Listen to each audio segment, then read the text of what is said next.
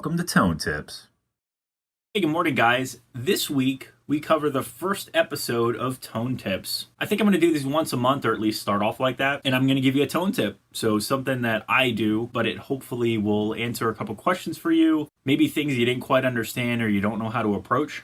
So this week, we are going to cover how to mic up a cab.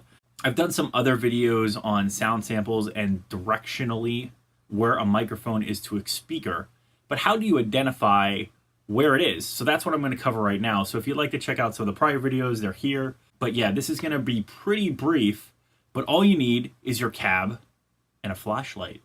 This is my studio flashlight. It's a nice little guy, LED, but we got to turn off the lights and approach a cab.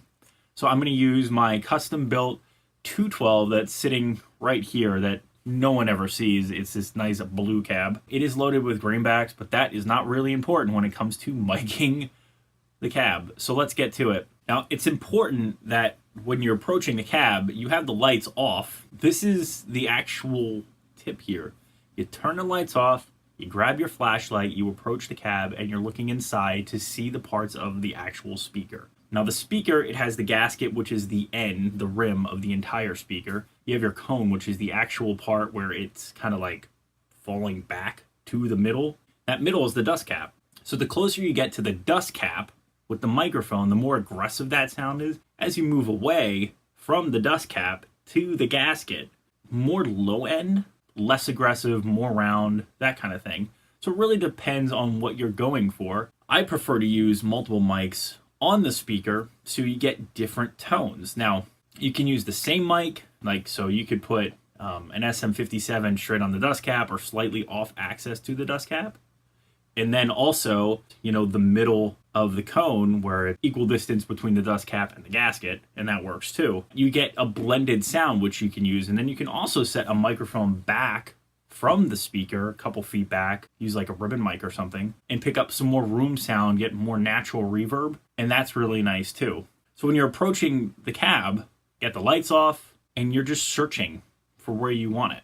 So that's what we're gonna do. So as you can see, the lights are off now. We're using purely based on flashlight, and we're looking at this thing. Now at this point, the reason I chose this cab specifically is because I don't necessarily need the lights off to see where the speaker is and where the gasket is. When I made the cab, I didn't paint the baffle black. So I left it just the natural plywood color so I could see where everything was a lot easier, so I didn't have to do this trick. But in something like an orange cab where the basket weave is really tight and it's tan, you can't see where the speaker is. So if we take a look at that, it's going to be a little different and a little easier to see with the lights off. The whole point is to position your microphone where you need it and the sound you want to get, and sometimes using the flashlight and turning off the light helps. It's more of a recording technique, something that might help you figure out what you need to do. So if you have any questions or comments or things you want me to discuss or tone tips you think you might want me to cover, please leave your comments below. Please leave your questions. As always, thanks for watching. Remember to like, share, and subscribe. Many more videos to come. Don't miss one sub.